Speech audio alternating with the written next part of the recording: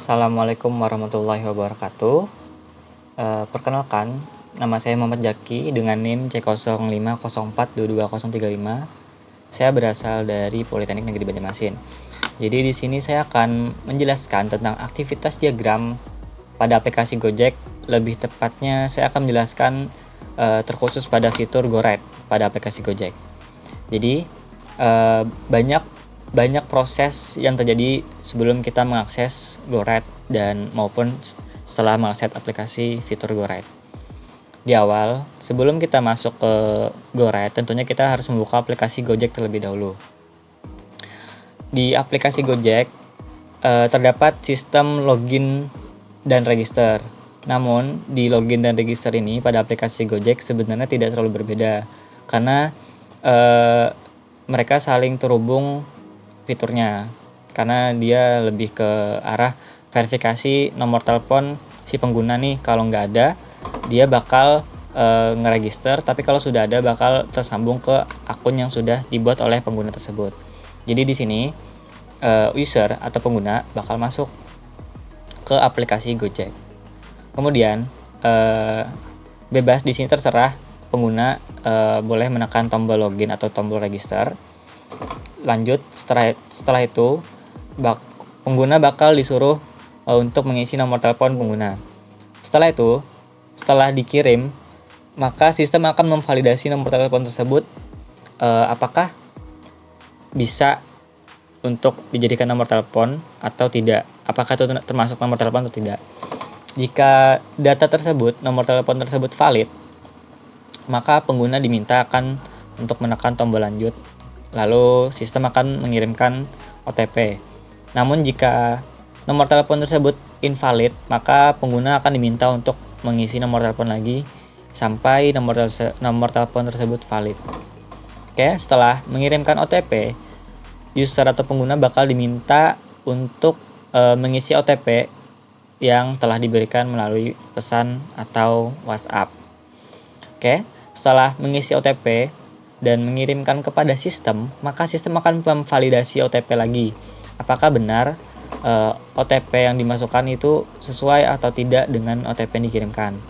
Jika invalid, maka sistem akan meminta untuk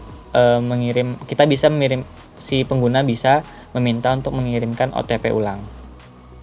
Jika sudah valid, maka sistem sendiri akan menyimpan data user, data login atau data register, lalu user akan diarahkan langsung masuk ke menu Gojek, ke dashboard aplikasi Gojek. Maka selesailah untuk proses login atau register pada aplikasi Gojek. Kemudian kita lanjut ke pemesanan GoRide, karena di sini kita akan berfokus pada pemesanan GoRide. Kita lanjut di GoRide sendiri.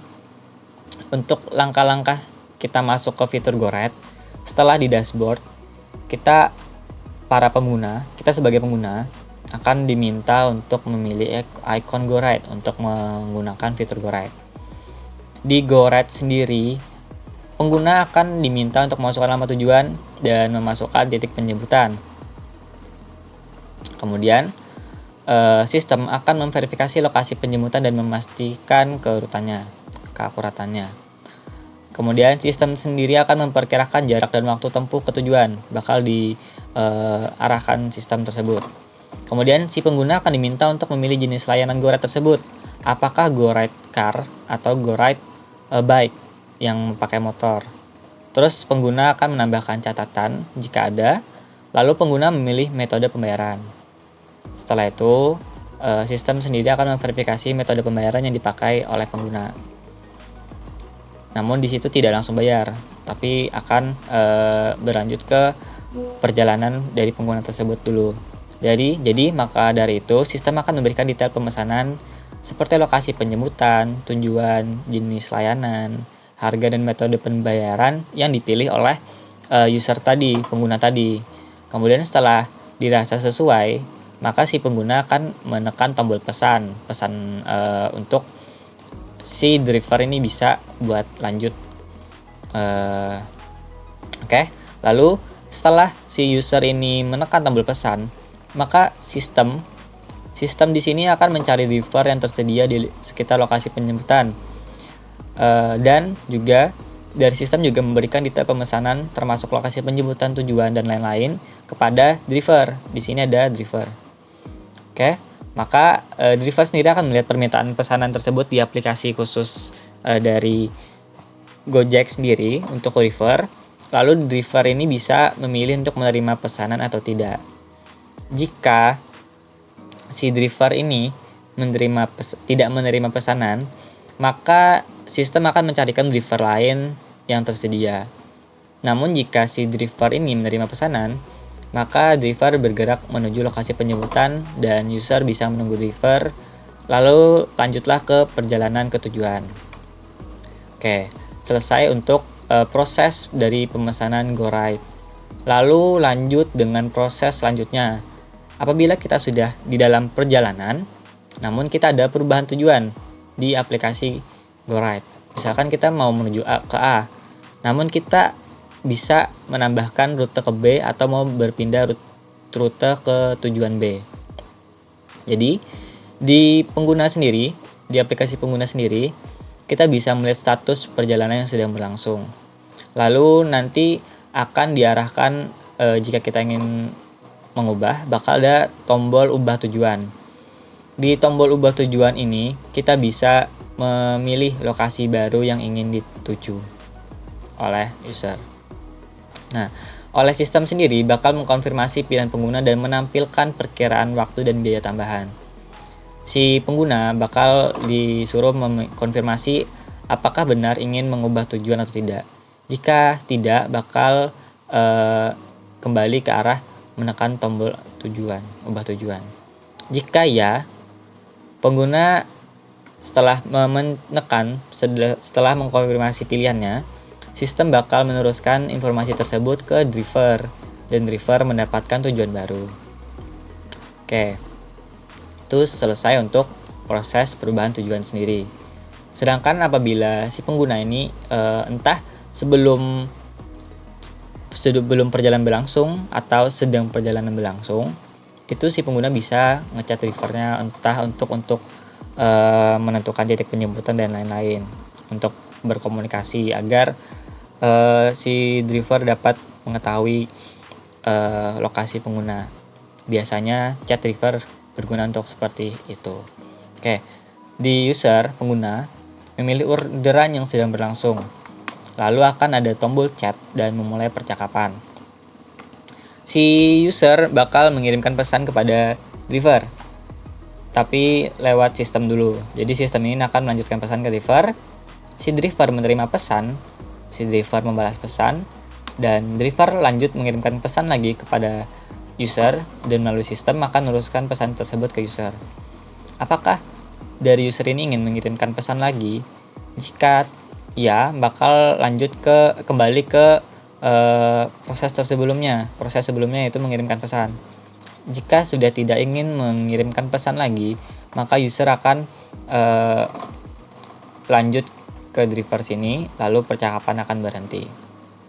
Oke, untuk proses pembayaran, jika sudah selesai sampai ke tujuan, maka akan muncul proses pembayaran yang akan berlangsung. Jika pengguna sudah sampai tujuan dan driver sudah menghentikan perjalanan, maka sistem akan menampilkan detail biaya akhir kepada pengguna. Lalu pengguna akan diminta untuk membayar biaya tersebut sesuai metode pembayaran yang dipakai oleh pengguna tersebut. Setelah itu, misalkan dengan contoh si pengguna memakai metode pembayaran cash, maka driver akan menerima pembayaran dan sistem sendiri akan memverifikasi pembayaran pengguna. Setelah itu, pengguna diminta untuk memberikan rating dan proses selesai. Nah, proses pemberian rating ini akan dilanjutkan di proses selanjutnya, yaitu proses pemberian rating. Yaitu ketika pengguna sudah sampai tujuan dan sistem akan meminta pengguna untuk memberikan rating. Lalu pengguna akan diundang untuk memberikan rating dan ulasan kepada driver, dan sistem akan menampilkan layar berikan rating. Oke, di pengguna sendiri bakal diminta dua hal, yaitu memilih rating dan menuliskan ulasan. Lalu setelah itu dikirim dan sistem akan menyimpan rating dan ulasan tersebut dan proses pemberian rating ini selesai. Oke, Lanjut ke pembatalan pesanan. Apa yang terjadi jika proses yang terjadi jika sebelum perjalanan berlangsung kita ingin membatalkan pesanan kita.